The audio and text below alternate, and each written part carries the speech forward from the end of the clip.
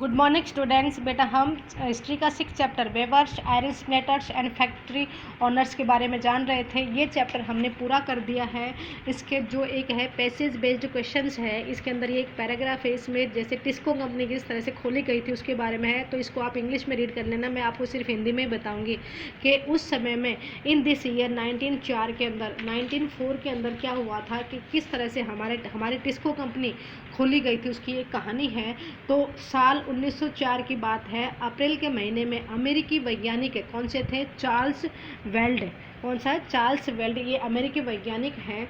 और जमशेदजी टाटा, ये जो हमारे भारतीय है जमशेदजी टाटा, ये सबसे बड़े टाटा के सबसे बड़े बेटे दोराबजी टाटा, जो जमशेदजी टाटा है उसके सबसे बड़े बेटा है दोराबजी टाटा है। वो छत्तीसगढ़ में लौह अयस्क भंडारों की खोजबीन करते घूम रहे थे, यानी कि छत्तीसगढ़ में उनको पता चला था कि यहाँ पर हमें आयरन और स्टील मिल सकता है, और वो घूम रहे थे।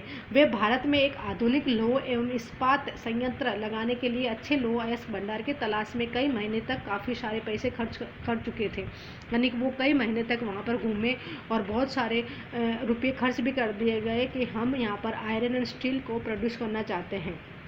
जमशेदजी टाटा भारत में बड़ा आयरन और स्टील कारखाना लगाने के लिए अपनी संपत्ति जो प्रॉपर्टी थी उसका बहुत ज़्यादा बड़ा भाग खर्च कर चुके थे। लेकिन इसके लिए पहली शर्त ये थी कि सबसे पहले उनको जो लौह चाहिए, आयरन चाहिए, वो बहुत उसका भंडार हमें उनको पता होना चाहिए कि वो भंडार यहाँ पर है और यहाँ से हम आयरन निकाल सकते हैं। अब एक दिन कई घंटे तक जंगल की खाक छानने के बाद एक दिन वो क्या, वन डे आफ्टर ट्रैवलिंग, एक दिन वो कई घंटे तक घूमे और उसके बाद घूमने के बाद उनको पता चला वेल्ड और दोराबजी एक छोटे से गांव में जा पहुँचे। कहाँ पहुँचे? एक छोटे से गांव में, सुमाल विलेज में जा पहुँचे। और उन्होंने देखा कि कुछ मेल और फीमेल, क्या है, कुछ मेल और फीमेल अपनी टोकरियाँ, स्त्री और पुरुष टोकरियों में भरकर लौह अयस्क ले जा रहे हैं, कि लौह यानी कि आयरन और स्टील लेके जा रहे हैं। ये अगरिया समुदाय के लोग थे, जो आदिवासी समुदाय होता है उसके अगरिया समुदाय के लोग थे। और जब उनसे पूछा गया कि ये अयस्क, ये लौह आयरन कहाँ से लेके आ रहे हैं, तो उन्होंने एक पहाड़ी की तरफ उंगली करके बताया कि हम वहाँ से, इस पहाड़ी में से क्या लाया, नेम्ड राजहार, क्या है यह, राजहार हिल्स, वहाँ से हम ये लेके आ रहे हैं। ठीक है।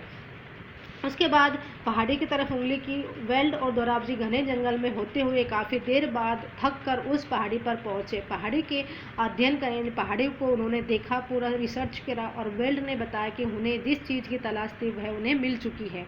ठीक है। रजार, क्या है, रजार पहाड़ी, रजार पहाड़ियों दुनिया की सबसे बेहतरीन आयरन और स्टील का भंडार मानी जाती है। लेकिन यहाँ एक परेशानी थी कि यहाँ सूखा इलाका था, क्या, ड्राई रीजन था, यहाँ पर रीजन ऑफ वाज ड्राई, यहाँ पर एक सूखा इलाका था और कारखाना चलाने के लिए आसपास पानी होना बहुत ज़्यादा ज़रूरी होता है। इसकी वजह से कारखाना लगाने के लिए सही जगह के बारे में टाटा की तलाश जारी रही। अगरिया समुदाय के लोगों ने ही लौह अयस्क को एक और स्रोत ढूंढने में मदद की, यानी कि लौह अयस्क जहाँ आयरन है ना, वहाँ पर उन्होंने दूसरा स्रोत मिल गया कि दूसरी जगह से उनको फिर से आयरन मिला, जहाँ से बाद में भिलाई स्टील संयंत्र का अयस्क की आपूर्ति की गई। जो भिलाई स्टील है इंडस्ट्री है, वहाँ से हम कच्चा लौह लेके आते हैं। और इस तरह से उन्होंने कई सालों के बाद ये रिवर सुवर्ण रेखा, कौन सी है, सुवर्ण रेखा के यहाँ पर उन्होंने क्या किया, एक गांव का निर्माण किया गया जो जमशेदपुर के नाम से जाना जाता है, और यहाँ पर पानी का भंडार बहुत ज़्यादा मिलता था। और इस तरह से कुछ साल बाद सुवर्ण रेखा नदी के तट पर बहुत सारा जंगल साफ करके फैक्ट्री बनाई गई और एक औद्योगिक शहर बसाने के लिए ये पूरी जगह खाली करवा दी गई। इस शहर को जमशेदपुर के नाम दिया गया और इस स्थान पर लौह अयस्क भंडार के निकट ही पानी में उपलब्ध था। यहाँ Tata iron and steel company TISCO को स्थापित किया गया। ठीक है बेटा, ये स्टोरी थी कि उन्होंने इस तरह से टाटा टिस्को का निर्माण किया। उन्होंने बहुत सारा टाइम लगाया था ये ढूंढने में कि उनको आयरन और स्टील भारत में कहाँ मिलेगा। Thank you.